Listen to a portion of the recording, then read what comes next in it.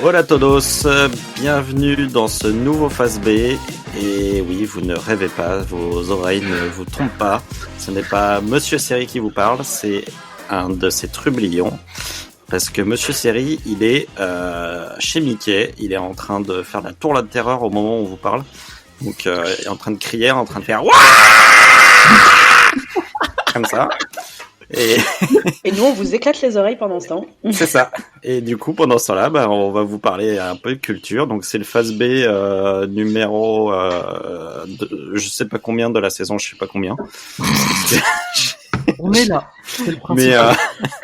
Mais l'idée, c'est qu'on soit là et qu'on puisse vous donner des bons conseils. Et pour m'accompagner ce soir, il y aura donc Sophie. Bonjour. Il y aura donc Mathieu. Et bonjour, bonsoir. Et puis, moi, Olivier. Parce que vous m'avez peut-être pas reconnu. Bon, quand même, depuis le temps. Oui. Moi, je t'avais reconnu. Moi aussi. Ah, mais c'est parce que j'avais le visage, sinon j'avais pas. C'est un test pour les Alzheimer, donc c'est pas mal. Les Alzheimer? Ah, les Alzheimer. Ouais, bah, on a dit qu'on devait aussi prononcer les mots correctement. C'est pas, on a dit qu'on faisait un podcast. C'est pas pareil. Voilà, pour ça. Donc, on va vous parler un petit peu on va vous faire des recos culturels, mais on va commencer par faire une petite discussion autour de ce qu'on a vu récemment, ou lu, ou entendu, qui nous a fait plaisir.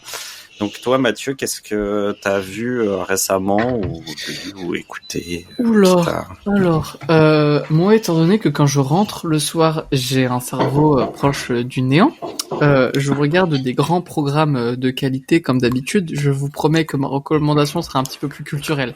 Mais pour le moment, je regarde des réalités de type Mamma Mia, I Have a Dream, qui est Mamma Mia X, la Star Academy. C'est-à-dire que vous avez des jeunes qui sont sur une île en Grèce et ils doivent chanter et danser des chansons d'ABBA et des chansons des chansons pop. Et à la fin, il n'en restera que 2. Et je veux postuler, moi, c'est bon, je suis convaincue, là, ça y est. Et ils joueront le rôle de Sophie et de Sky à Londres pendant la Comédie Musicale. Donc ils ont commencé en janvier, mais je me suis pas spoilé de qui c'est. Donc je ne sais pas qui va gagner. Mais voilà, c'est pas très bon. Les gens sont pas très bons, mais il y a du ABBA, il y a de la Grèce et j'adore les deux. Mais s'ils sont pas très bons, comment ils vont faire sur la scène Mais c'est pas qu'ils sont pas bons, c'est juste que en fait, tu sais, c'est vraiment le système télé-réalité de cette semaine. Mais en fait, on sait pertinemment qu'ils n'ont pas eu une semaine pour répéter, mais approximativement 3h30. Donc, forcément, c'est pas très... Voilà. Tu vois le bout du décor. Tu vois que les backup dancers, ils ont le temps de répéter ils ont eu le temps de répéter le chant, la danse un petit peu moins. Mais bon, ils sont mignons tous. Ils sont gentils. Donc, c'est le principal. Voilà. D'accord. C'est pas une télé-réalité où il y a du drama et des langues de pute. C'est genre, le max, c'est oh my god, quelqu'un va partir cette semaine, on te le répète 800 fois. Mais voilà, ça me détend le soir ou le week-end quand je fais mon ménage. Voilà ce que je regarde en ce moment. Le cerveau, c'est bien. Si, et je regarde Blue Eye Samurai, c'est un peu mieux. Mais j'ai pas envie d'en parler parce que j'ai pas fini. J'en parlerai dans ma série. D'accord. Voilà. Ok. Et toi, Sophie, alors, qu'est-ce que tu as vu, entendu dernièrement? Eh ben moi, j'avance toujours dans Buffy et dans Gilmore Girls, mais je crois que c'est pas le moment où on en parle. Ouais. Non, moi, je crois que j'en avais déjà parlé au dernier Phase B, mais j'ai vu Pauvre créature. Ouais. Que j'avais aimé, et en fait plus j'y réfléchis, plus je me dis il y a plein de trucs qui me plaisent pas dans ce film, mais c'est pas grave. Emma Stone a gagné son Oscar hier, elle le méritait, donc voilà. J'ai pas. C'est intéressant de voir comment ce film vieillit en fait, parce que moi aussi je l'ai vu, plutôt aimé dans sa première vision, et en fait au fur et à mesure où j'y repense, il me reste plus grand chose en fait je me suis dit la même chose sur Oppenheimer, tu vois, quand j'étais sortie du ciné. Bon, déjà, je savais plus trop comment je m'appelais, mais parce que c'était très long. Merci, Mathieu. Ça, c'est la vieillesse, ça n'a rien à voir avec le film, ça. Calme-toi, t'y arrives. Ah oui. Et en vrai, Oppenheimer, je me rappelle de l'explosion, mais je me rappelle pas de grand chose. Mais sinon, j'ai plus lu des trucs que regardé des films ces derniers temps. Et c'est plutôt de la dark romance, donc du coup c'est quand même un petit peu très très nul, donc je ne ferai pas de reco là-dessus. Je suis plutôt sur des redécouvertes en fait avec Apolline à qui j'ai montré les Shrek. Et ça c'est trop cool. Hey mom, you're a rockstar. Go. Et voilà, et Apolline elle adore parce que Fiona c'est une princesse qui pète, alors à chaque fois qu'elle pète elle me dit j'ai fait comme Fiona, et du coup c'est ça, un bel exemple. Voilà. Et voilà. C'est une vraie princesse quoi. C'est ça, suite, exactement. Sophie, démonstration. Non, pas tout de suite. Ouais, moi pour ma part, je viens de finir un bouquin qui s'appelle Brazzaville-Plage de William Boyd. William Boyd, c'est un écrivain anglais très célèbre qui est tellement réputé en Angleterre qu'il a eu l'honneur d'écrire le dernier opus de James Bond en livre. Et donc Brazzaville-Plage, c'est un des livres qu'il avait écrit dans les années 91 je crois, et qui raconte l'histoire d'une scientifique qui étudie des singes dans une réserve, et dans une réserve scientifique, et en fait il se trouve que les conclusions à laquelle elle arrive ne vont pas du tout avec les conclusions du boss de la réserve scientifique, et donc il y a une espèce de concurrence qui se crée entre les deux, et en même temps on suit dans le passé son histoire d'amour, enfin son mariage raté avec un mathématicien complètement abstrait, parce que les mathématiciens sont des gens qui raisonnent de manière abstraite. Et donc voilà, on a en parallèle ces deux histoires-là, ces deux pans de sa vie, et c'est vraiment c'est un livre qui m'a passionné de bout en bout. À la fois sur le côté mathématique, et de comprendre comment un cerveau qui est immergé dans les mathématiques peut difficilement être un cerveau qui raisonne de la même manière que le nôtre, et donc forcément est dans un monde que on comprend pas et que lui ne peut pas comprendre. Et puis toute la partie sur les singes est assez passionnante, puisque c'est vraiment traité comme un thriller, et en fait du coup on se retrouve à tourner des pages de manière compulsive, juste parce qu'il y a 3 singes qui se battent quoi. Donc c'est vraiment alors des fois c'est écrit à la première personne, des fois c'est écrit à la troisième personne, des fois c'est des réflexions en italique et tout. Enfin il y a plein de styles comme ça en fonction du passé, du présent, de si on est à l'intérieur de la tête de cette scientifique, et en plus je trouve que c'est un portrait de femme qui est vraiment bien, qui est ni idéalisé ni caricaturé, et voilà, c'est une femme qui en tant que femme scientifique est obligée d'en faire plus que les hommes. Et en fait du coup elle est voilà, ça lui donne une aura, ça lui donne une force qui est très communicative dans l'écriture de William Boyd, et du coup on est à fond avec elle, on a vraiment envie de suivre son histoire. Et en fait ce qui est intéressant aussi, c'est qu'à un moment donné ça va aussi se transformer en quelque chose de politique, puisque elle va se faire enlever par une guérilla locale. Et donc on va suivre aussi son enlèvement, enfin voilà, il y a plein de rebondissements tout le temps, il y a plein de choses vraiment intéressantes, et je trouve que au milieu de tout ce foisonnement, en plus il arrive à être assez émouvant. Donc voilà, c'était plutôt une bonne surprise, je savais pas à quoi m'attendre, et voilà, c'est vraiment un super livre. Brazzaville-Plage, je l'ai dévoré en 2 semaines, ce qui pour moi est très rapide. Et je sais pas, doit y avoir 350 pages, un truc comme ça. Donc voilà. Donc je vous conseille vraiment de jeter un œil à ce livre et à cet auteur, puisque c'est vraiment c'est extrêmement bien écrit. Ça a l'air super intéressant en tout cas. Ouais, Vraiment, c'est moi j'étais passionné quoi. Je savais pas du tout comment se passaient les études scientifiques sur les animaux et tout. Et c'est vraiment une plongée vachement intéressante là-dessus. Voilà. Ouais. Voilà pour notre petite discussion. Donc maintenant, on va pouvoir passer aux recommandations et on va commencer. On va faire le même ordre directement avec Mathieu. Alors Mathieu, apparemment, t'as décidé de nous plomber le moral. Ouais, grave. On va tous chialer. Ouais, ça va. Parce que le monde est tellement bien qu'on a encore besoin de pleurer. Ouais, si ça t'avait manqué, n'hésite pas. Allez au ciné. Il est sorti, mon film est sorti le 14 février en France, en tout cas pour sa première. Ça s'appelle en anglais All of Us Strangers, en français Jamais sans nous connaître. J'étais sûre que ça serait ça. Bah non, ça fait combien de temps qu'on se connaît, Sophie? Oui, mais t'as dit de la chiale, je me suis dit putain, il va forcément parler de ça, parce que tous les gens que je connais, ils ont dit ce film il m'a détruit, donc. Bah il m'a détruit par le haut, par le bas, par le milieu, par dans tous les trous que tu veux. Gros titre là. J'ai pas fait exprès. Non, vraiment. Non, c'est pas mon genre.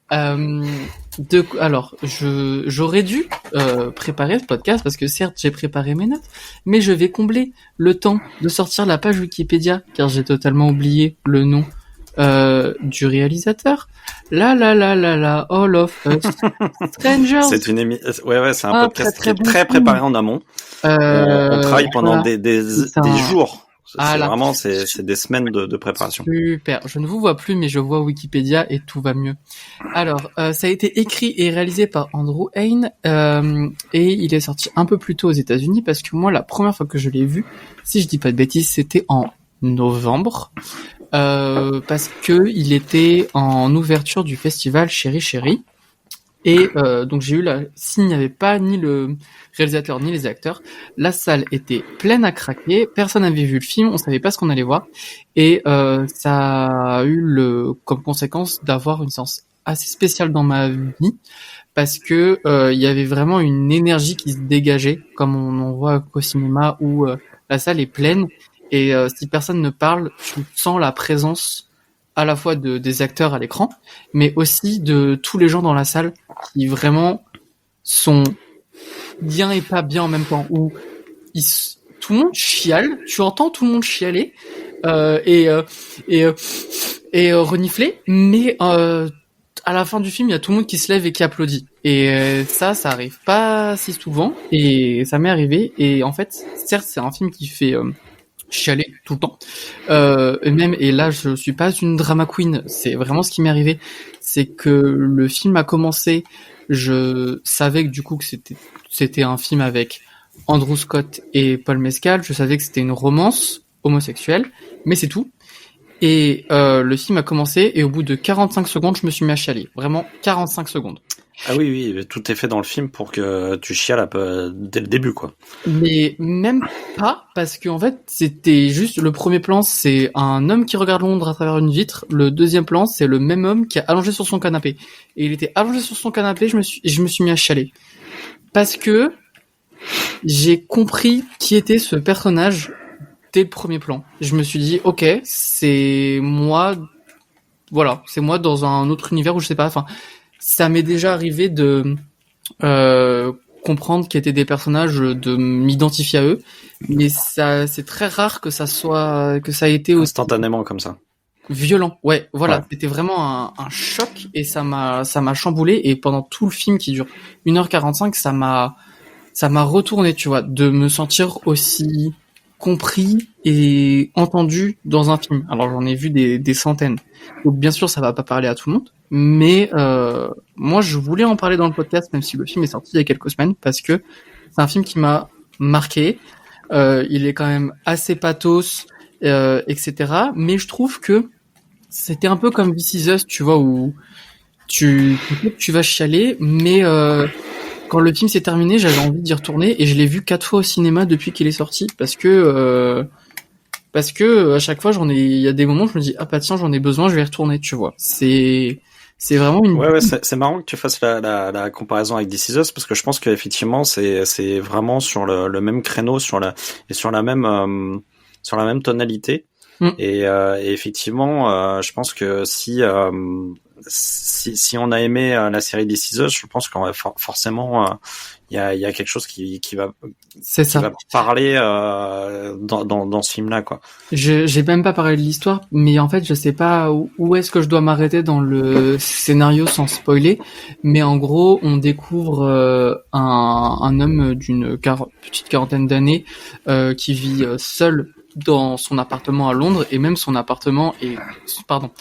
immeuble est complètement désert. Il habite dans une très haute tour, personne n'habite sauf lui et un autre homme qui est joué par Paul Mescal, et les deux vont se rencontrer et tomber amoureux. Et ce sont deux hommes qui souffrent de grande solitude et de dépression, et grâce à l'un et l'autre, ils vont déjà apprendre à s'aimer et aller un peu mieux, et aussi parler en fait de ces sujets-là, des sujets à qui ils ont personne à qui en parler. Et la deuxième grosse intrigue du film, c'est là ça spoil un peu plus, donc bouchez-vous les oreilles pendant 10 secondes si vous voulez pas en savoir plus, mais c'est quand même le sujet central du film. C'est ça, c'est le sujet central, mais c'est vrai que ça avait pas été dévoilé par la bande-annonce. Voilà, c'est ça. Et le fait que ça a été vendu au départ comme une romance gay, mais en fait c'est l'intrigue secondaire, parce que l'intrigue principale, c'est le fait que le personnage principal, ses deux parents sont décédés quand il avait une dizaine d'années, et il a été élevé par sa grand-mère, et il s'est jamais trop remis du deuil de ses parents, mais tu peux jamais t'en remettre. Et il est scénariste, et du coup il va écrire un film sur ses parents et sur la relation qu'il aurait pu avoir avec ses parents s'ils n'étaient pas décédés. Et donc il va se rendre tout au long du film dans la banlieue de Londres pour retrouver les fantômes de ses parents et avoir des discussions avec eux qu'il n'a jamais pu avoir. Donc c'est quelque chose d'assez particulier, et ça peut être assez gênant par moment, parce que du coup il y a des scènes où il est complètement adulte mais il joue un enfant, ou alors il se comporte comme un enfant, parce que sa relation s'est arrêtée avec ses parents quand il était enfant. Il a jamais eu cette relation de je suis un adulte, vous êtes un adulte, et même si, du coup ça peut mettre mal à l'aise par moment, mais j'ai trouvé ça super intéressant. Et voilà. Et donc c'est un film donc sur le deuil, sur la dépression, la solitude, que des thèmes vachement fun finalement. Ouais, c'est très fun comme film. Ouais. On en sort, on a envie d'aller en boîte de nuit, quoi. C'est oui. Figure-toi que oui, parce qu'il y a une scène de boîte de nuit qui est incroyable, où tu as envie de danser comme jamais sur de la musique des années 80 à Londres. Tu as envie de trémousser tes petites fesses avec des stroboscopes. C'est génial. Ouais, mais vraiment c'est un film qui m'a marqué, parce que j'ai compris tous les personnages sans qu'ils aient besoin de parler, dans les non-dits, etc. Je trouve que les deux acteurs sont excellents, et pour avoir lu le scénario, je trouve aussi que le scénario est excellent, parce que tout est noté dedans, en dehors des dialogues, même dans les didascalies, etc. Il y a déjà toutes les intentions de jeu, la psychologie des personnages qui est posée, et les acteurs les retranscrivent extrêmement bien. Je trouve que Paul Mescal est génial. Il est pas très présent dans le film finalement, mais dès qu'il est là, il est ouf. Mais Andrew Scott, c'est lui qui porte le film, parce qu'il est là tout le temps, et il a été volé à toutes les cérémonies. Il aurait dû tout gagner, et je dis ça en toute objectivité. Il y a même une scène, ça dure une demi-seconde, mais il te lâche un regard. J'ai cru que c'était le professeur Moriarty de Sherlock qui revenait, ça m'a terrorisé. Donc voilà, ça m'a fait un petit flashback violent. Est-ce qu'il a une tenue de prêtre sexy dans le film ou pas? Non, mais il est quand même très sexy. Non, mais là, de toute façon, je pense que que ce soit Andrew Scott ou Paul Mescal, les deux, ils dégagent sans ses vêtements, sexiness de ouf, donc voilà.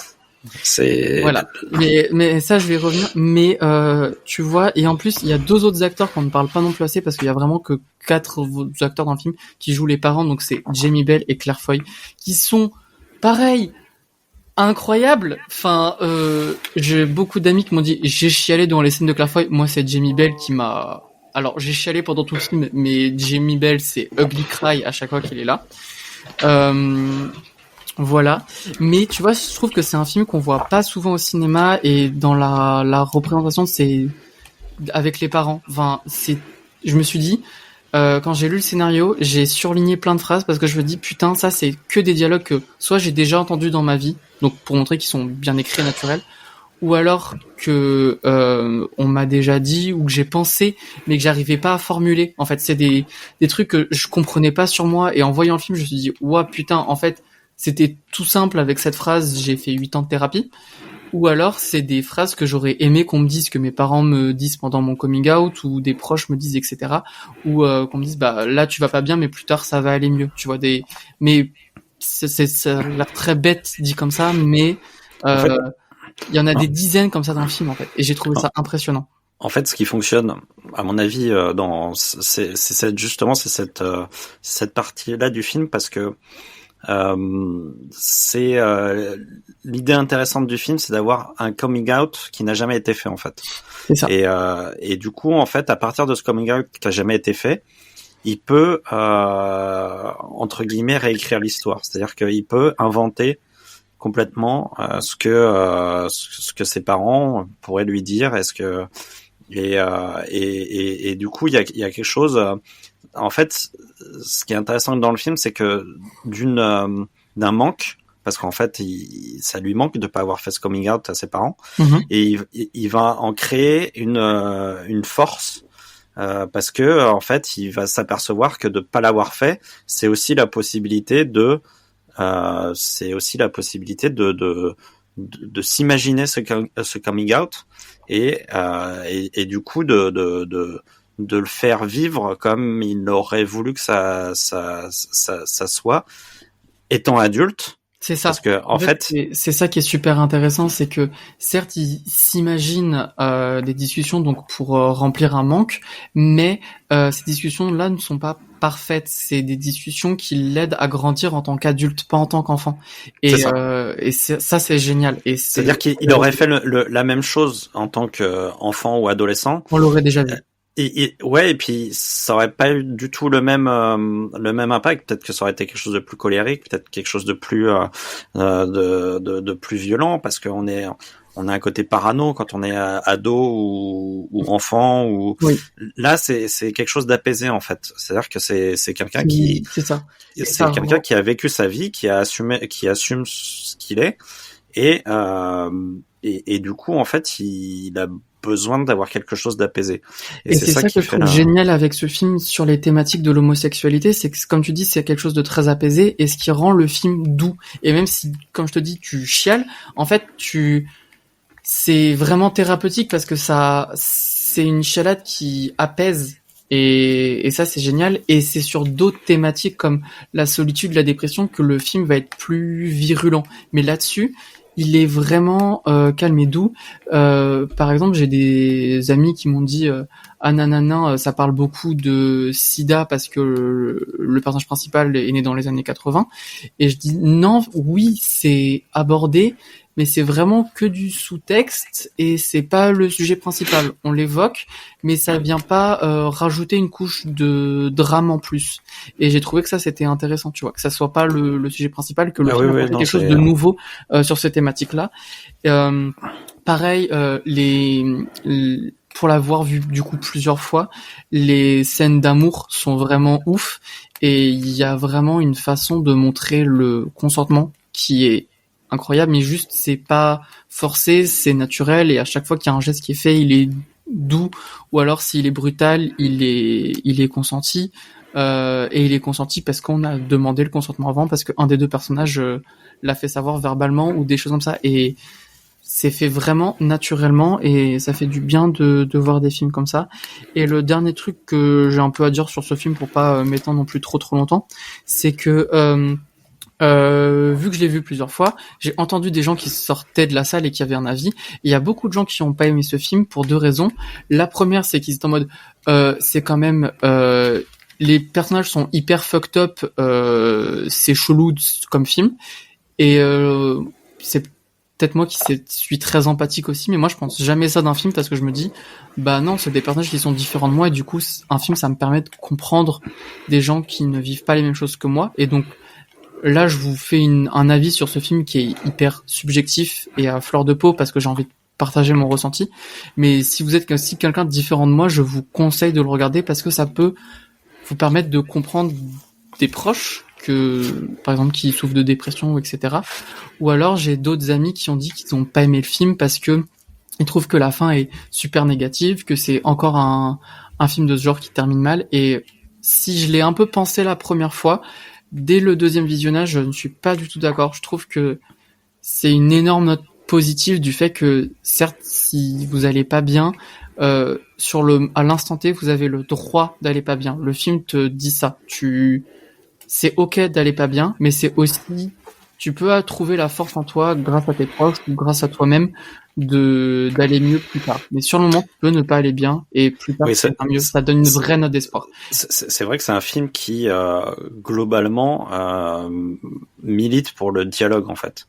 C'est un film qui dit en fait exprimez-vous. C'est-à-dire que si vous avez des choses à dire aux gens, il faut les dire. Et si vous les dites pas, le problème c'est qu'effectivement ça peut conduire à un cycle, dans un cercle voilà.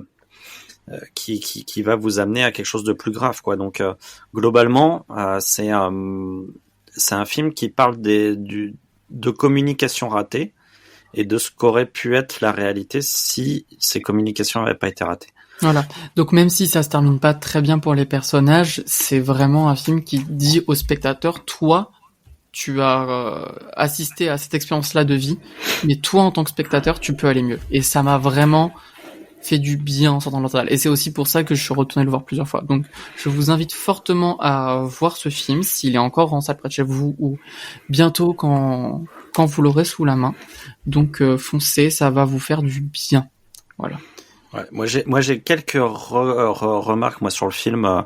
Ah oui, il est vraiment pas parfait, hein, mais je trouve je trouve que certains dialogues, notamment entre Paul Mescal et Andrew Scott, sont un peu surlignés, notamment sur la fin, où je trouve que ça aurait gagné à être un peu moins bavard sur la dernière scène. Ouais, je suis d'accord. Et pour laisser plus la place à l'émotion.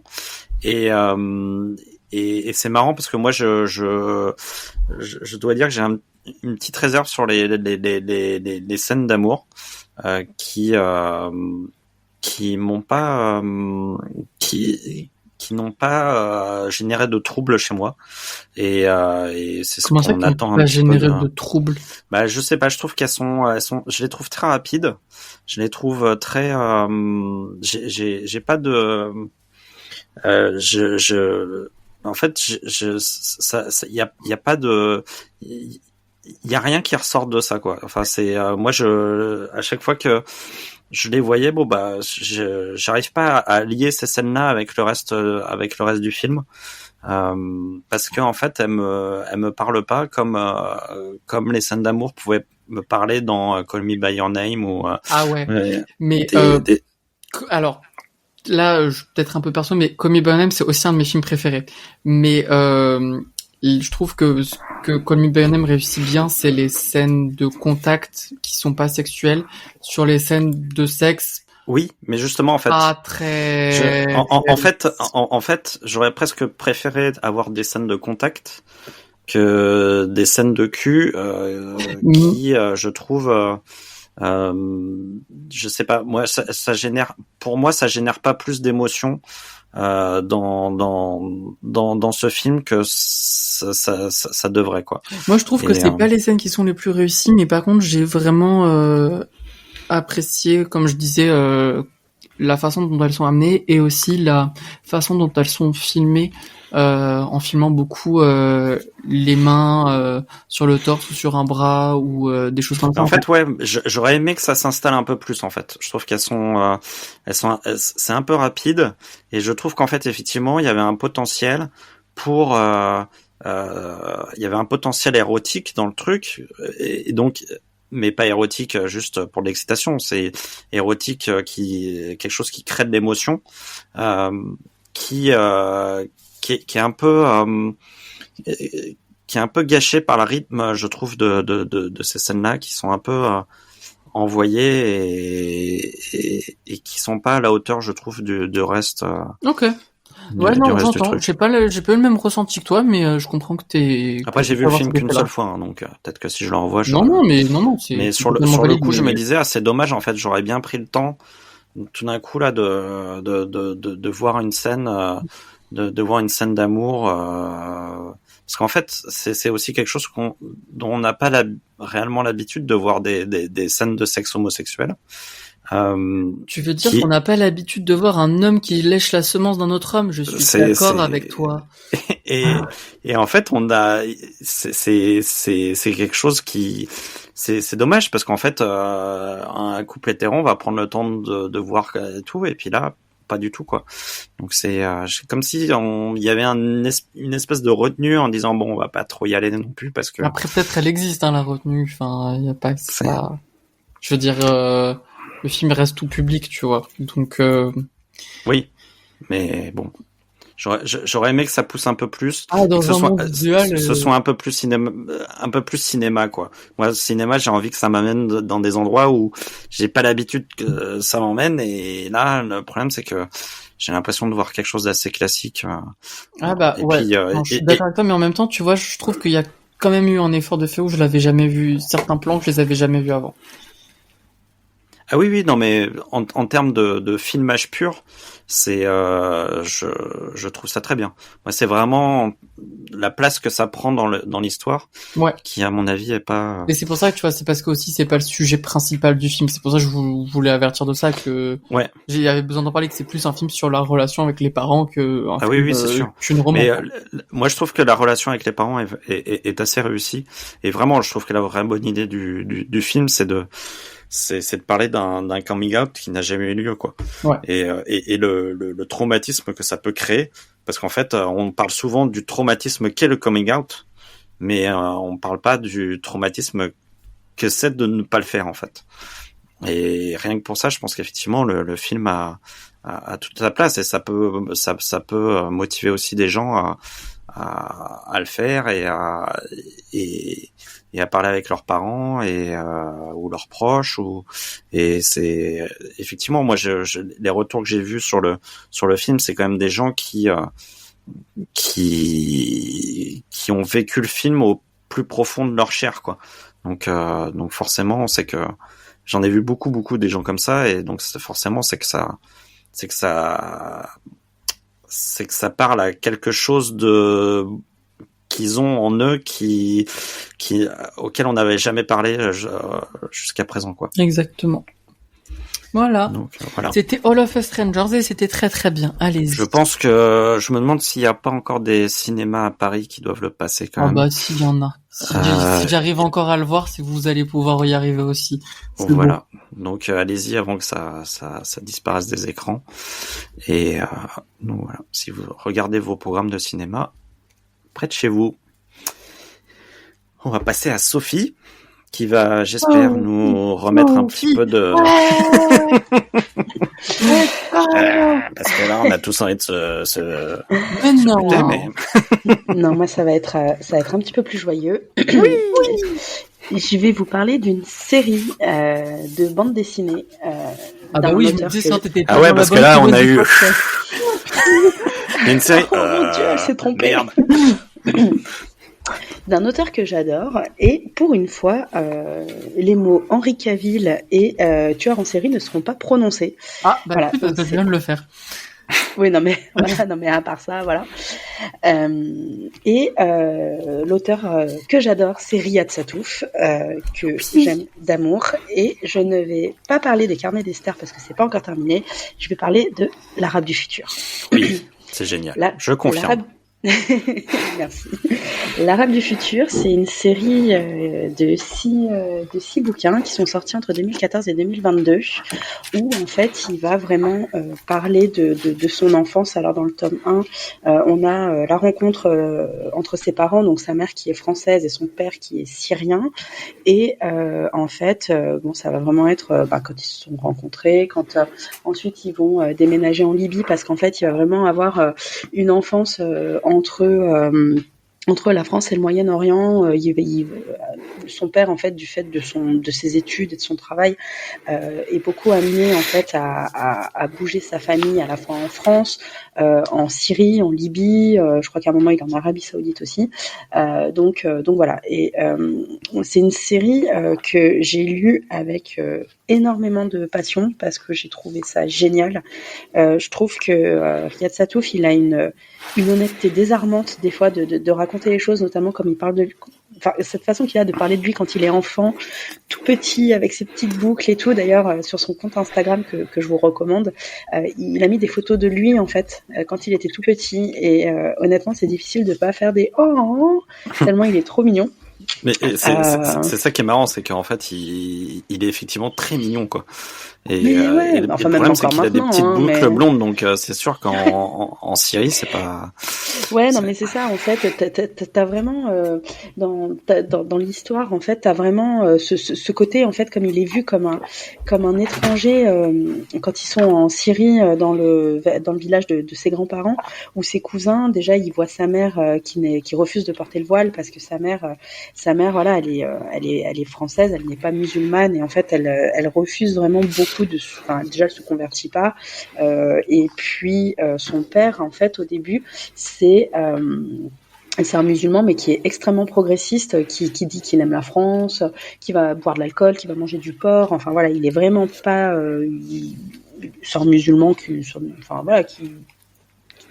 n'est pas obsédé par la religion. Et en fait au fur et à mesure que l'histoire avance, on se rend compte en fait que le mariage de ses parents ne va pas très bien et qu'il va très très vite se déliter jusqu'à ce que son père commette, alors je vais pas spoiler parce que la fin est sortie il y a 2 ans donc voilà, il y a délai de prescription, mais son père va vraiment commettre un acte assez irréparable qui va plonger sa mère dans une dépression horrible et qui va en fait vraiment changer la vie du jeune Riyad et son père vraiment au fur et à mesure de l'histoire il devient vraiment ce cliché en fait, enfin ce cliché de l'homme qui est sectariste voire nationaliste des fois, vraiment qui déteste tout ce qui n'est pas lui, qui déteste tout ce qui n'est pas musulman.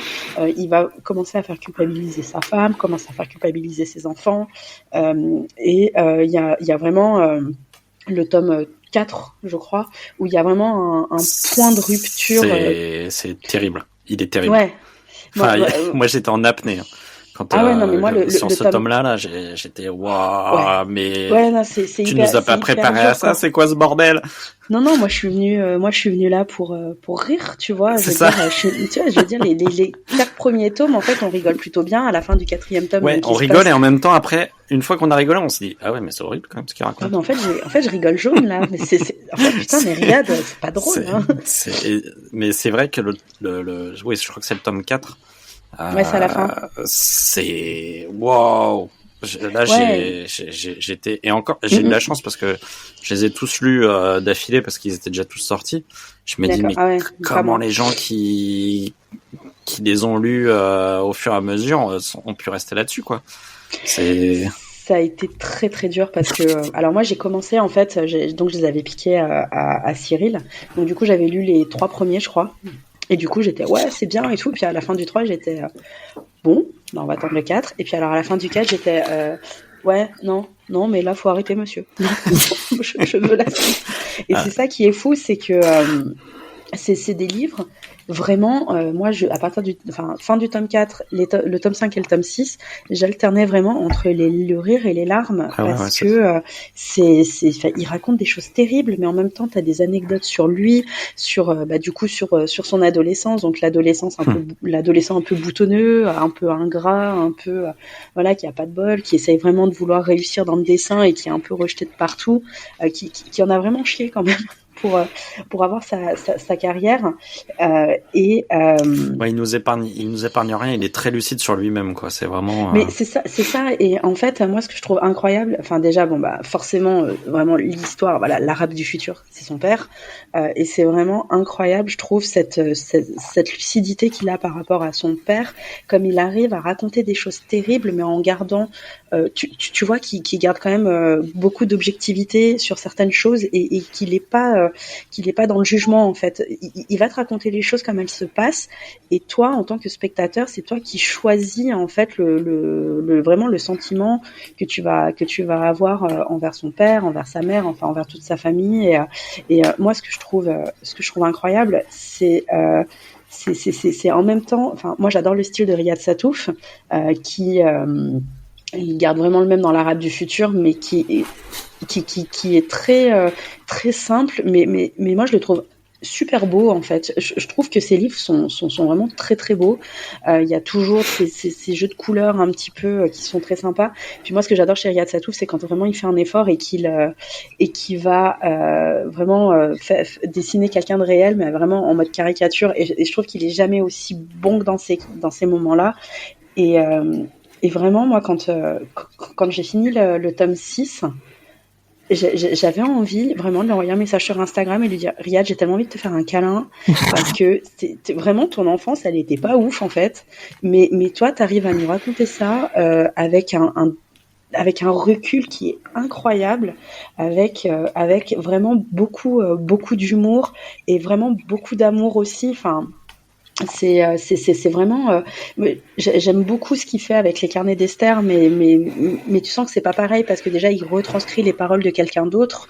Là tu vois que c'est vraiment viscéral. C'est viscéral, c'est-à-dire que c'est vraiment ce que il lui est arrivé, et c'est quelque chose qu'il a digéré aussi, et qu'il est capable de parce que je pense qu'il l'aurait fait tout de suite après. Après, je pense qu'on n'aurait pas du tout eu les mêmes BD. Là, il a eu le temps de le digérer, il a eu le temps et même au fur et à mesure des tomes, quoi, parce qu'on voit l'évolution aussi de son art et de sa manière d'écrire au fur et à mesure des tomes. Et du coup,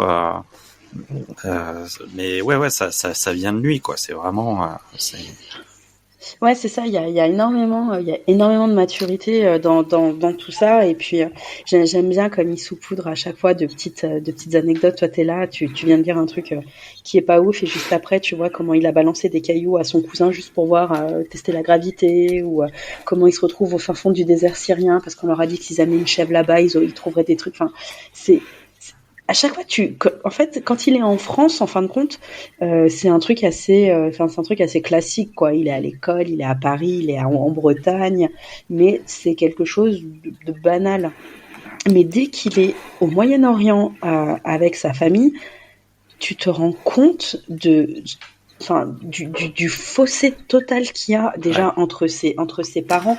Et comme son père, au fur et à mesure, en fait, il va se radicaliser déjà en disant à sa femme qu'il va falloir que tu te voiles, il faut que tu arrêtes de manger du porc, il faut que tu fasses ci, il faut que tu te caches, et il y a ça, mais en même temps toutes les anecdotes avec ses cousins qui sont quand même d'énormes connards, on va pas se mentir. C'est clair. Ses cousins, ils sont atroces, mais à chaque fois. Et puis j'aime beaucoup comme il les représente aussi avec des têtes de petits cons, quoi. Et j'aime beaucoup aussi la relation qu'il a avec Fadi, son petit frère, qui est jusqu'à la fin, en fait, c'est quelque chose qui devient dramatique au possible, et c'est très très très émouvant. Ouais.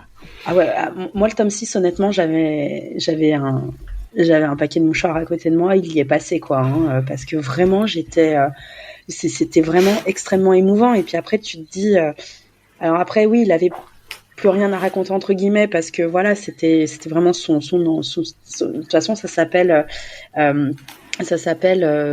l'Arabe du futur, je crois que c'est une enfance au Moyen-Orient, je crois, et vraiment la timeline en fait des BD, ça va de 1978, et lui je crois qu'il est de 78 ou 79, et ça va jusqu'en 2011. Donc après 2011, il a eu cette carrière incroyable qu'il a fait déjà en tant que réalisateur, parce que il a fait 2 films quand même que moi je trouve incroyables.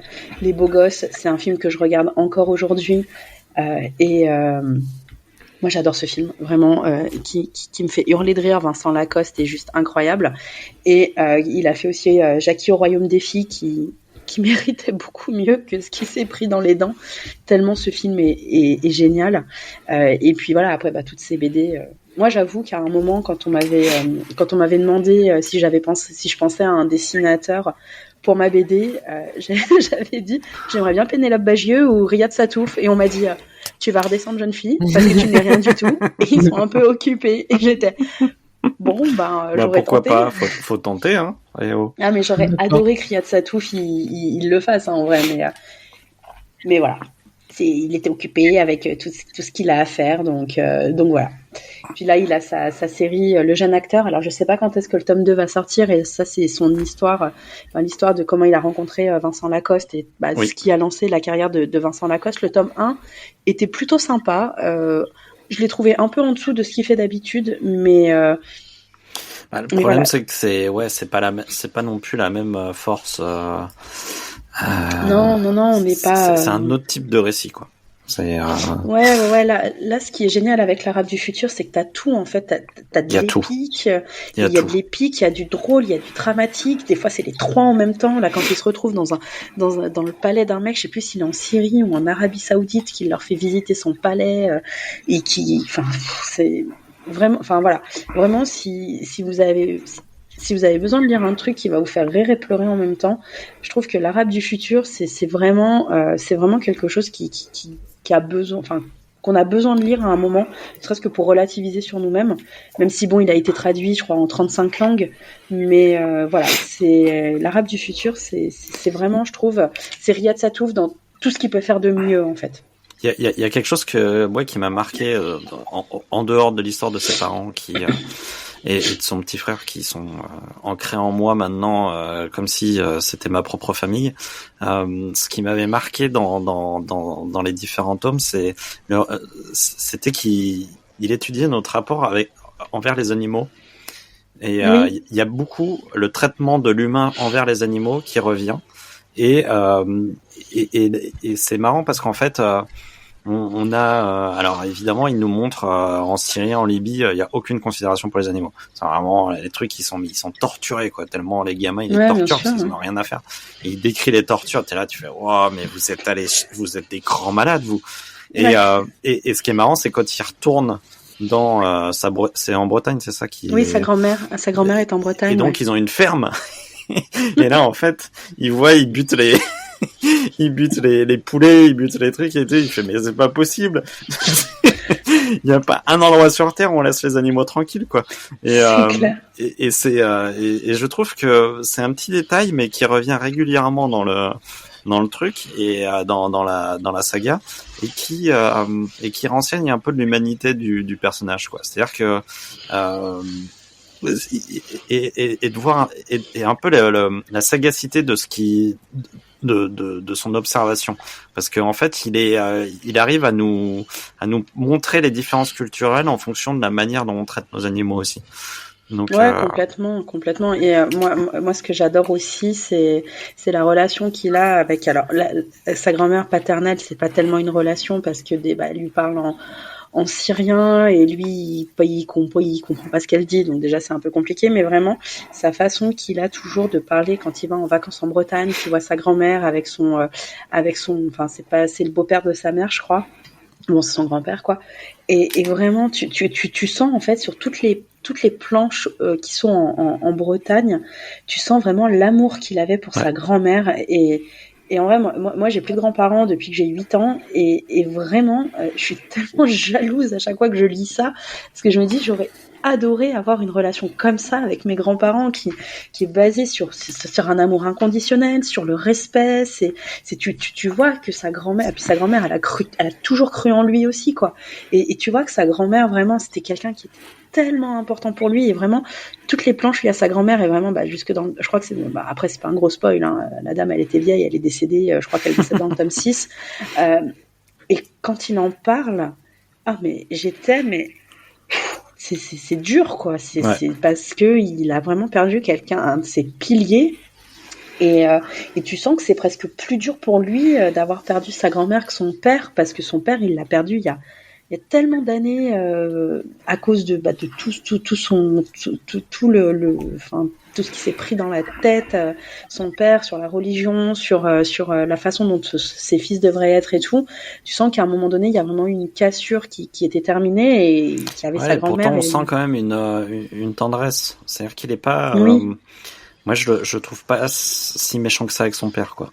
C'est-à-dire je pense qu'il aurait pu être pire et qu'il a quand même, encore. Peut-être. C'est plus du regret que de. Ouais. Je pense que c'est plus du regret de comment en fin de compte, comment les choses auraient pu se passer si son père avait pas viré complètement fanatique, quoi. Et c'est ça.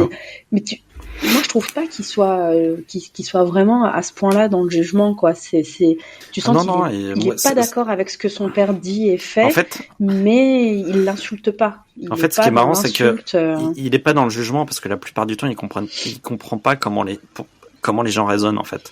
Et quand il décrit ses cousins, en fait, il est pas méchant avec eux. C'est juste qu'il est là, il fait mais pourquoi ils font ça? Ils sont complètement cons.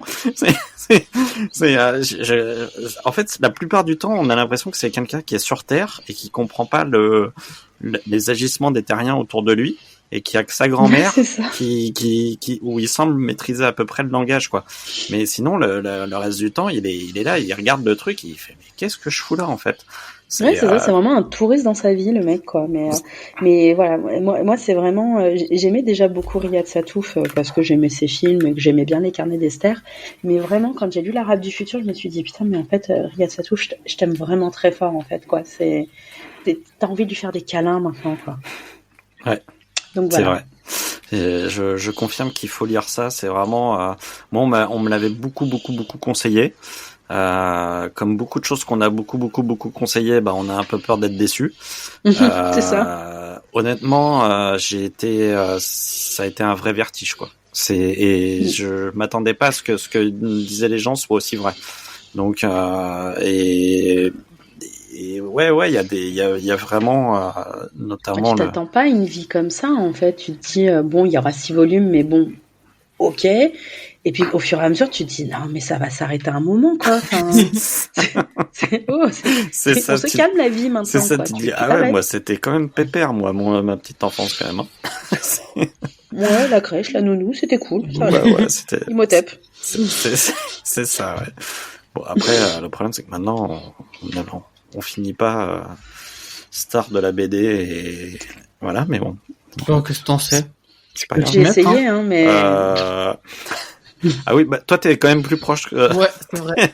T'es quand même plus proche que nous de devenir une star de la BD, tu vois. En effet.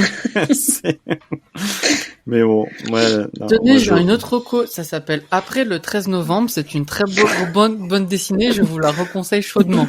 Ça me rappelle une chronique d'un Phase B. Tu m'avais fait chialer, toi. Mais c'est marrant parce qu'on retrouve les mêmes. Alors sans rire, on retrouve les mêmes ingrédients en fait dans les. Justement, ce recul et cette manière d'être capable de voir les choses dramatiques avec un œil à la fois mature et à la fois en sachant le dédramatiser sans non plus les rendre anecdotiques en fait. Et ça c'est un vrai équilibre qui est très compliqué à trouver. Parce que tu peux vite tomber dans le ridicule et c'est vrai que dans le cadre des 2 BD ça fonctionne bien. Et voilà. J'ai terminé moi. Ok. Bon je vais clôturer ce Phase B avec moi cette fois-ci je vais parler musique, comme ça on aura fait sans se concerter, on aura fait ciné, BD et musique, c'est très bien. Plein de choix comme ça. Et je vais vous parler d'un groupe dont ça faisait longtemps que j'avais envie de vous parler. C'est un groupe qui n'a pas eu le succès international qu'il aurait dû avoir et qui pourtant a produit 3 albums où chaque titre est pour moi exactement à sa place, où chaque titre est un petit chef-d'œuvre. Et ce groupe, il est belge. J'ai ramené un peu de belgitude parce qu'on n'avait pas. De là où il est. Fred, on pense à toi. Ouais, c'est ça. Hommage à Fred. Il doit être en Space Mountain maintenant. Ouais. Il est dans un hôtel 4 étoiles en train de s'éclater la panse. Et donc c'est un groupe qui vient de Belgique, qui vient de Bruxelles plus précisément, et qui s'appelle Ginzu. C'est vieux ça. Oui, enfin bon, on n'est pas si vieux que ça non plus. T'es vieux, Olivier, c'est là, tu viens de me mettre un coup de vieux, là. C'est quand même début des années 2000, quoi. Donc, j'avais quel âge? Il était pas né, lui. Si, j'étais né, mais j'étais en couche-culotte, quoi. Mais ouais. Oui, enfin bon, j'écoute aussi plein de groupes qui sont nés dans les années 70. Je suis pas né dans les années 70. Oh. Je suis né pas bien là pour après. Vérifier ça. Hein. Et donc Ginzu, qu'est-ce que c'est? C'est un groupe de rock donc qu'on pourrait appeler progressif, mais qui flirte avec plein d'autres genres. C'est un groupe qui a pris l'habitude d'insérer des notes et des rythmes de jazz, qui a pris l'habitude aussi d'avoir une part non négligeable d'électro, avec notamment un jeu de distorsion dans ses compositions. C'est un groupe aussi qui n'hésite pas à mettre parfois un petit coup de piano solo comme ça, piano très calme, presque classique, tranquillou. Mais surtout, pour moi, Ginzu, c'est vraiment des riffs. C'est des riffs qui sont envoûtants. C'est des riffs qui montent en intensité continuellement. Et c'est des riffs, ils arrivent tellement haut que en fait, ça arrive à un niveau de trance qui est quasiment orgasmique. Et c'est, pour moi, ils ont une capacité qui est quasi chamanique en fait à créer une exaltation totale sans qu'on l'ait forcément vu arriver. C'est-à-dire qu'entre le début du morceau et la fin du morceau, on a l'impression qu'il s'est passé plein de trucs. Et jamais en écoutant les premières notes, on s'est dit que ça allait arriver là-dessus, quoi. Et donc c'est un groupe qui n'hésite pas à réduire la portion de voix de la portion de chant de John Stargasm au minimum, même si c'est une voix qui est hyper envoûtante, c'est une voix grave qui est très très belle. Et donc ils n'hésitent pas à la réduire pour laisser la place à l'instrumentalisation et surtout aux montées en puissance de la guitare. Donc parce que c'est vraiment le point commun qu'il y a entre chaque morceau, et c'est vraiment ce que je kiffe chez eux, c'est la gestion du rythme. Parce que qui dit montée en puissance dit aussi rupture, parfois qui peuvent être assez brutales, et dit aussi moment de calme. Donc c'est en fait ils sont capables de tout d'un coup casser le rythme d'un morceau pour mieux repartir de l'arrière et mieux remonter. Et c'est aussi, ils sont capables de changer même de mélodie à l'intérieur même d'un morceau. Et du coup, c'est assez étrange parce que c'est des sons qui sont à la fois très simples, il n'y a rien de très compliqué musicalement, mais en fait, c'est la juxtaposition de toutes ces parties simples qui donne quelque chose d'assez complexe dans son agencement en fait. Et ce que je disais tout à l'heure, c'est que pour moi c'est comme un voyage. C'est-à-dire que on commence à un point A, on finit à un point Z, et entre deux il passait plein de choses. On a vu plein de trucs, on a ressenti plein de choses, et on est passé par vraiment tout un tas d'états. Et on a presque oublié ce qui s'est passé au point A tellement il s'est passé de choses, quoi. Donc voilà, c'est hyper riche à écouter. Et donc ils ont sorti 3 albums. Il y a le premier qui s'appelle Electronic Jacuzzi, qui a eu un petit succès en Belgique, mais qui a pas été, c'est pas un succès suffisant pour qu'il puisse être connu au-delà des frontières de la Belgique. Et alors pourtant c'est un album qui a déjà toute l'ADN du groupe. C'est un album qui est fiévreux, c'est un album où il y a notamment dans le titre éponyme Electronic Jacuzzi qui a pas mal de notes de jazz au milieu d'un truc très rock. Et il y a une gestion du rythme qui est vraiment impressionnante pour un premier album.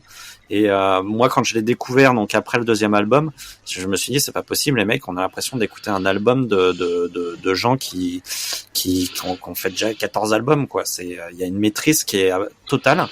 Et donc c'est assez impressionnant pour un premier album. Et par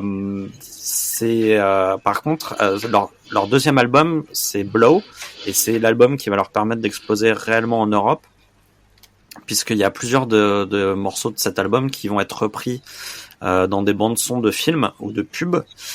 Donc on sait que maintenant la musique passe surtout par ça actuellement. Et en France, c'est notamment à l'époque, donc c'était en 2004, et c'est la SNCF qui avait utilisé un de leurs morceaux 100% instrumental qui s'appelait 21st Century Crooners, et ils l'avaient utilisé pour une pub. Et en fait, c'est un morceau qui restait bien en tête. Et c'est marrant parce que c'était pour illustrer l'idée de voyage. Donc, comme je vous parlais de voyage tout à l'heure, c'est pas étonnant qu'ils aient eu l'idée de s'en servir pour une pub pour la SNCF. Après, le titre qui les a fait vraiment décoller le single qui les a fait vraiment décoller dans cet album-là, c'est Do You Read Me, qui est probablement leur titre le plus classique. Qui en tout cas ce qui ressemble le plus à ce que les radios ont l'habitude de passer, donc forcément c'était plus facile pour se faire connaître par rapport à d'autres morceaux qui sont totalement expérimentaux, parce que en fait dans le même album on va juste après Do You Read Me, on va avoir une composition qui s'appelle Horse et qui est totalement expérimentale, où en fait les paroles ont été changées par des hennissements de chevaux. Donc là on est dans un trip complètement différent, et donc on a un cheval qui hennit, et puis à mon avis il lui arrive pas des bonnes choses, hein, tellement ces hennissements ils sont un peu flippants, donc voilà, on passe. Oui, c'est ça. Je pense que L214 va pouvoir reprendre le morceau pour leur hymne. Et puis il y a des entre les deux, enfin, parce que là c'est vraiment, il y a un truc qui est vraiment très expérimental et un truc qui est vraiment plus radiophonique. Entre les deux, on trouve un morceau que j'aime beaucoup, qui s'appelle Dragster Wave, et qui est probablement ce que Muse a fait de mieux. Enfin, ce qu'ils auraient fait de mieux si ils n'avaient pas dérivé vers le summum du naze après leurs 2 premiers albums. Donc, je vois Sophie est pas contente. Non, le troisième y passait encore. Le troisième passe encore. Le troisième passe encore. Je suis d'accord. Premiers. Mais on est loin de la qualité des j'aime deux premiers. J'aime beaucoup les 2 premiers albums, mais le troisième passe encore. Et c'est vrai que là, en fait, dans Dragster Wave, on retrouve, il y a un moment donné où notamment le chanteur part dans les aigus, alors que normalement il a une voix plutôt grave. Et on se dit waouh, la vache, ça ressemble vraiment à du Muse, mais vraiment la meilleure version de Muse, quoi. Donc c'est un morceau que j'adore. Dans ce spectre de morceaux dans cet album-là, on a aussi Mine, qui est un titre qui est complètement enragé, où là le chanteur il gueule comme un dératé, et qui me fait vraiment penser aux morceaux grunge les plus violents, et certains titres de Nevermind comme Breed ou Territorial Pissings. Donc voilà, on a vraiment des choses très différentes, et c'est un album qui est hyper riche, quoi. Jamais on s'ennuie, jamais on se dit tiens, j'ai déjà entendu ça. Tous les morceaux sont différents et en même temps très cohérents, avec une vraie patte. Donc pour moi c'est vraiment un des purs chefs-d'œuvre de la musique mondiale. Et après cet album-là, en fait, il faudra attendre 6 longues années pour voir arriver leur 3e album, qui s'appelle Mirror Mirror, et qui pour moi est en fait vraiment la quintessence de leur art. C'est vraiment une sorte de fusion des 2 premiers albums. Et c'est encore une fois, je trouve que c'est un pur chef-d'œuvre. Il y a presque quelque chose de divin, en fait, parce qu'ils arrivent réellement à mêler encore plus les genres entre eux, et encore plus à arriver à quelque chose de transcendant. Et c'est très bien illustré par le premier titre qui s'appelle Cold Love, où en fait en arrière-plan il y a des chœurs, mais c'est pas des chœurs qui sont réellement comme on a l'habitude de les entendre. C'est plus des chœurs qui sont un peu qui sont traités électroniquement, et du coup qui sont un peu, où il y a un peu de distorsion dessus, et voilà. Donc il y a plein de choses. Il y a des sonorités pop avec Take It Easy, qui est une chanson qui aurait pu être écrite par Dionysos s'ils avaient eu un peu plus de talent. Il y a un morceau parce que vraiment on sent que c'est à peu près les mêmes sonorités, mais c'est 100 fois mieux que Dionysos. Il y a un morceau qui est très atmosphérique, très très peaceful juste après qui s'appelle Mother Allegra, qui n'a vraiment rien à voir avec de la pop. Après derrière il y a du gros son rock avec Mirror Mirror, donc le titre éponyme qui convoque encore une fois ce que Muse a fait de mieux, avec une petite touche de Franz Ferdinand. Il y a The Dream Maker qui nous rappelle de 21st Century Crooners dans le rythme, mais sauf que cette fois-ci, au lieu de faire un instrumental, ils ont fait un morceau où ils ont collé une voix dessus, et c'est une voix qui m'a fait vraiment penser aux Sparks. Donc encore une fois, encore un style différent. Et puis il y a un autre titre qui est une vraie grosse montée en puissance, pur jus pour Ginzu, qui s'appelle This War is Silent. Donc et il y a même dans l'album, il y a même un titre qui chantent en français, et qui là pour le coup est presque plus humoristique, plus parodique. Donc c'est assez surprenant à entendre, où ils utilisent un accent français un peu chelou. Donc voilà, encore beaucoup de choses, encore beaucoup de richesse. Il y a vraiment, de toute façon, dans toute leur œuvre, il y a une densité de son qui est hallucinante. Et voilà, donc c'était leur dernier album, il n'y en a pas eu depuis. Donc ça fait 2010, il devait sortir un album en 2014 qui a été repoussé en 2016, qui a été repoussé en 2017 et qui n'est toujours pas sorti. Donc voilà. Et ils fêtent cette année les 20 ans de la sortie de Blow, donc leur deuxième album, et ils ont annoncé donc une mini tournée avec 2 ou 3 dates en Belgique et une date à l'Olympia en France. Donc ce sera peut-être l'occasion d'entendre leurs titres qui ont été composés mais qui ne sont jamais sortis, ce qui serait cool. Et voilà, j'ai la grande chance d'aller les voir à l'Olympia, et ça va être de la folie, parce que vraiment c'est vraiment un des groupes avec Archive qui me met le plus en transe. Leur musique, c'est de la pure folie, quoi. J'ai jamais très bien compris pourquoi ils avaient pas été plus connus que ça, et je pense que tout amateur de gros son rock aime Ginzu et a essayé d'avoir des places pour l'Olympia, sachant que les places en Belgique sont parties en 5 minutes pour les deux concerts, quoi. Il y avait une vraie attente autour du groupe, et voilà, je suis très content de les revoir sur scène. J'espère que ça va être bien et que ça va être à la hauteur de ces 3 albums qui sont absolument monumentaux pour moi. Donc voilà, c'est ma reco. L'Olympia, en plus, c'est vachement cool. J'adore cette salle. Ouais, ça va être chouette. C'est la bonne taille, c'est ni trop gros ni pas assez. Titre. Et donc ouais, non, ça risque d'être très bien. En plus, on passe après, je crois que c'est la dernière date de leur mini tournée là, et donc ils auront eu le temps de se re-roder et voilà, ça va être, ça risque d'être plutôt sympa.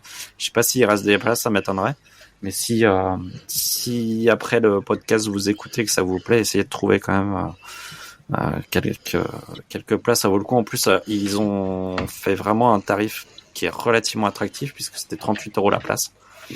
Et ça, c'est à souligner à l'heure où tout le monde dépasse les 100 € allègrement. Donc, Après, moi, en novembre, je vais voir Ultra Vomit voilà, on a parlé de à Lyon. Ouais, t'es con. Ouais, je vais voir Ultra Vomit en novembre, parce que j'ai plus peur de rien. Maintenant, je refais des concerts en novembre, et j'ai dû payer les places genre 27 ou 29 €, et je me suis dit, putain, quand je pense à des gens que j'ai aidés à avoir des places pour Taylor Swift à 495 €. Et quand je suis allé voir Lady Gaga et que ça coûtait 70 €, j'en revenais pas, hein. Non mais ça c'est notre époque, ça. Ma sœur a vu Blackpink cet été, c'était 250 balles le truc en fausse, quoi. J'ai la chance d'aller voir ACDC cet été en août, et c'est 166 € la place, quoi. Voilà. Mais bon, c'est un rêve de gosse, donc je me suis dit, bon, On allez. compte pas. Donc tu viens à pied pour nous rejoindre en Belgique parce que tu n'auras pas d'argent pour, C'est ça. pour le train, en fait, c'est ça. Exactement. c'est ça. J'ai fait un choix. On va récupérer un clodo sur le bord de l'autoroute, ça va être Olivier. Non, je me suis dit que de toute façon, après, derrière, ils allaient crever, donc c'était le moment ou jamais. Donc, ouais, ils meurent tous. Ben, c'est pour ça. Hein. Donc, à un moment donné, j'ai déjà laissé passer David Bowie, je peux pas laisser passer ACDC, c'est pas possible. Je comprends. Mais bon, ça fait quand même mal au cul. Ouais, mais j'en parlais ce week-end. Là, la mort des idoles, ça commence à faire mal. Là. Akira Toriyama, j'ai encore du mal là. Hein. Ouais. Tu vois, au fur et à mesure, surtout qu'il est mort relativement jeune. 68. Non, mais tu te dis, Akira Toriyama, il est mort. Là, Dorothée, ça va pas tarder, tout ça et tout. Et là, tu te dis, là, on va toucher à des trucs. Voilà. Dorothée, non, mais c'est sûr que là, il y a tout un tas trop d'enfants de mon âge, quoi. Il y a tout un tas de groupes d'acteurs, d'écrivains, d'artistes et tout qui correspondent à notre enfance ou nos goûts d'adolescence. Ouais, effectivement, là, on atteint des âges où ils vont commencer Tu prends Schwarzy et Stallone, 76 piges. Ouais. Mais eux, ils peuvent pas mourir. Ils sont... Non, c'est pas à mon avis, on va créer des robots. Chuck Norris a tué la mort, mais sinon, voilà. Ouais, mais du coup, si Chuck Norris a tué la mort, ça veut dire qu'ils vont pas... Stallone et Schwarzy ne peuvent pas mourir. On espère. Mais si Schwarzy meurt jamais, ça veut dire que tu vas devoir continuer de faire des épisodes de Mon ami Schwarzy. Non, mais par contre, il peut ne pas mourir, mais il peut ne pas continuer à faire des films et des séries pourries. Il peut se reposer, tu vois. C'est ça. Il est avec ses ânes, là. Il est très bien. Il est trop mignon. Mais oui. En fait, il est très bien quand il fait des posts Twitter avec des ânes. Voilà. C'est ça. Il est parfait dans ce rôle-là. Donc, voilà. Merci beaucoup de m'avoir accompagné. Donc, voilà, on a 3 recommandations. On a, alors je sais jamais le titre du film. All of Us Strangers ou Sans jamais nous connaître. Sans jamais nous connaître, d'accord. Parce qu'à chaque fois j'ai dit sans jamais te connaître, donc je sais que je me plante, donc j'ai préféré assurer le coup. Qui va vous faire pleurer au cinéma. On vous conseille aussi L'Arabe du futur de Riyad Satouf qui va vous faire rire, pleurer, dans votre canapé, avoir peur, enfin plein d'émotions dans votre canapé ou votre lit ou là où vous voulez ou aux toilettes, comme vous voulez. Et puis moi je vous ai conseillé Ginzu pour faire du bien à vos petites oreilles. Qui est un groupe belge qu'il faut absolument écouter. Voilà, on va se retrouver la semaine prochaine avec cette fois-ci le patron en commande. Et puis, en plus, on sera en live depuis Lille et depuis Sérimania. On enregistre lundi à 10h au village du festival Sérimania en public. Donc, si vous êtes dans le coin, venez nous voir, ça nous fera super plaisir de parler avec vous et puis d'interagir avec vous pendant le podcast, ce sera vraiment cool. On va parler musique encore une fois, donc voilà, venez parler musique et séries avec nous, ça va être super chouette. Et puis prochain phase B, je sais pas s'il y a une thématique, ça vous, je sais plus. Vous verrez ça avec toujours pas. On verra ça avec le chef. Mais on oublie, c'est tout. Voilà. Mais de toute façon, ce sera forcément un bon programme parce que c'est avec nous, donc. Et oui. C'est forcément chouette. Voilà. Et passez. Alors non, il n'y a pas le truc du Bon Jovi là pour le phase B, donc. Juste. Ah non.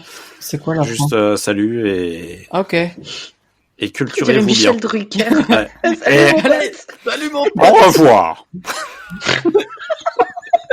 On va finir sur cette petite imitation toute pourrie. Salut.